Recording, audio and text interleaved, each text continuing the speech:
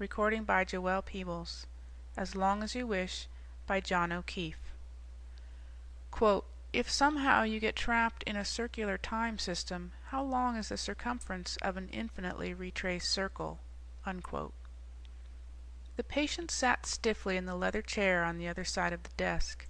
Nervously he pressed a coin into the palm of one hand. Just start anywhere, I said, and tell me all about it. As before? Without waiting for an answer, he continued, the coin clutched tightly in one hand. I'm Charles J. Fisher, professor of philosophy at Reiser College. He looked at me quickly, or at least I was until recently. For a second his face was boyish. Professor of philosophy, that is. I smiled and found that I was staring at the coin in his hand. He gave it to me. On one side I read the words, the statement on the other side of this coin is false. The patient watched me with an expressionless face. I turned over the coin. It was engraved with the words, the statement on the other side of this coin is false. That's not the problem, he said. Not my problem. I had the coin made when I was an undergraduate. I enjoyed reading one side, turning it over, reading the other side, and so on. A fiendish enjoyment, like boys planning where to put the tipped-over outhouse. I looked at the patient. He was 38, single, medium build, had an M.A. and Ph.D. from an Eastern university. I knew this and more from the folder on my desk.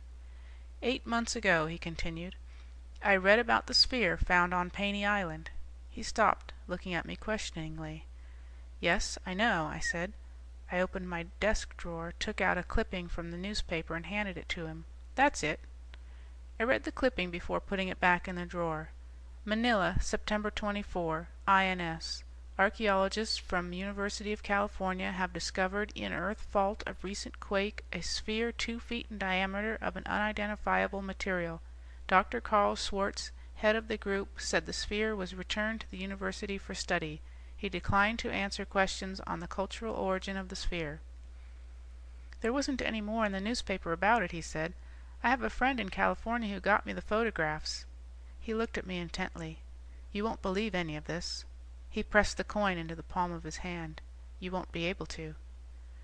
The photographs, he continued as if lecturing, were of characters projected by the sphere when placed before a focused light. The sphere was transparent, you see, embedded with dark microscopic specks.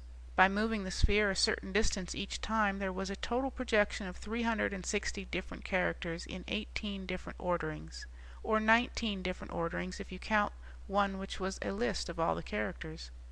I made a mental note of the numbers. I felt they were significant. As I said, he continued, I obtained the photographs of the characters. Very strange shapes, totally unlike the characters of Oriental languages, but yet that is the closest way to describe them. He jerked forward in his chair, except, of course, ostensibly.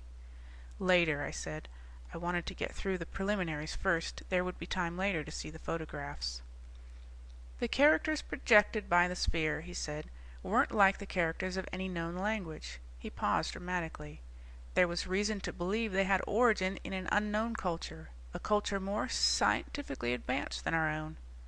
And the reasons for this supposition, I asked. The material of the sphere.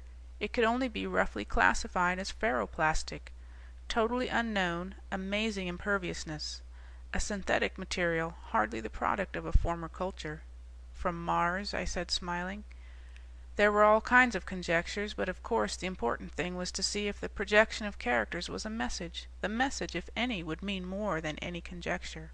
You translated it? He polished the coin on his jacket. You won't dare believe it, he said sharply. He cleared his throat and stiffened into a more rigid posture. It wasn't exactly translation, you see. To us, none of the characters had designation. They were just characters. So it was a problem of decoding, I asked. As it turned out, no. Decoding is dependent on knowledge of language characteristics, characteristics of known languages. Decoding was tried, but without success. No, what we had to find was a key to the language. You mean like the rune stone? More or less. In principle, we needed a picture of a cow and a sign of meaning indicating one of the characters.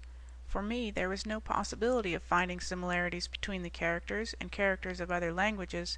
That would require tremendous linguistic knowledge and library facilities. Nor could I use a decoding approach. That would require special knowledge of techniques and access to electronic computers and other mechanical aids. No, I had to work on the assumption that the key to the sphere was implicit in the sphere. You hope to find the key to the language in the language itself? Exactly. You know, of course, some languages do have an implicit key. For example, hieroglyphics or picture language. The word for cow is a picture of a cow. He looked at the toes of his shoes. You won't be able to believe it. It's impossible to believe. I use the word impossible in its logical sense. In most languages, he continued, looking up from his shoes, the sound of some words themselves indicates the meaning of the word. Onomatopoetic words like bow wow, buzz. And the key to the unknown language? I asked. How did you find it? I watched him push the coin against the back of his arm, then lift it to read the backward letters pressed into his skin. He looked up at me and smiled. I built models of the characters, big material ones, exactly proportionate to the ones projected. Then, quite by accident, I viewed one of them through a glass globe the size of the original sphere. What do you think I saw? What? I noticed he had the boyish look again. A distortion of the model, but that's not what's important. The distortions on study gave specific visual entities, like when looking at one of those trick pictures and suddenly seeing the lion in the grass. The lines outlining the lion are there all the time, only the observer has to view them as the outline of a lion. It was the same with the models of the characters, except the shapes that appeared were not of lions or other recognizable things, but they did suggest. He pressed the coin against his forehead, closed his eyes, and appeared to be thinking deeply. Yes, impossible to believe. No one can believe it. In addition to the visual response, the distortions gave me definite feelings, not mixtures of feelings, but one definite emotional experience. How do you mean? One character, when viewed through the globe, gave me a visual image and at the same time a strong feeling of light hilarity. I take it then that these distortions seem to connote meanings rather than denote them. You might say that their meaning was conveyed through a gestalt experience on the part of the observer. Yes, each character gave a definite gestalt, but the gestalt was the same for each observer, or at least for 35 observers there was an 80% correlation. I whistled softly. And the translation? Doctor, what would you say if I told you the translation was unbelievable, that it couldn't be seriously entertained by any man? What if I said that it would take the sanity of any man who believed it? I would say that it might well be incorrect. He took some papers from his pocket and laughed excitedly, slumping down in the chair. This is the complete translation in idiomatic English. I'm going to let you read it, but first I want you to consider a few things. He hid the papers behind the back of his chair. His face became even more boyish, almost as if he were deciding on where to put the tipped-over outhouse. Consider first, Doctor, that there was a total projection of 360 different characters. The same number as the number of degrees in a circle. Consider also that there were 18 different orderings of the characters, or 19 counting the alphabetical list. The square root of 360 would lie between 18 and 19. Yes, I said. I remembered there was something significant about the numbers, but I wasn't at all sure that it was this.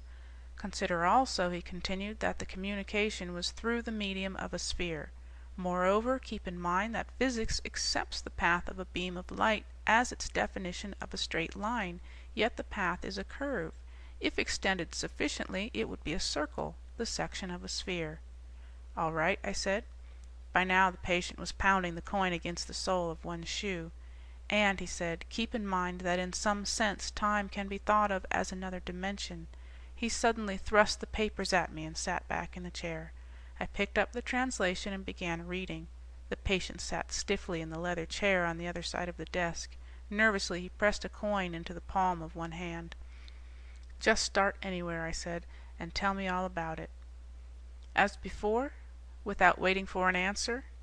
He continued, the coin clutched tightly in one hand. I'm Charles J. Fisher, professor of philosophy at Reiser College. He looked at me quickly, or at least I was until recently. For a second his face was boyish. Professor of philosophy, that is. I smiled and found that I was staring at the coin in his hand. He gave it to me. On one side I read the words, "The statement on the other side of this coin is false." The patient watched. The end.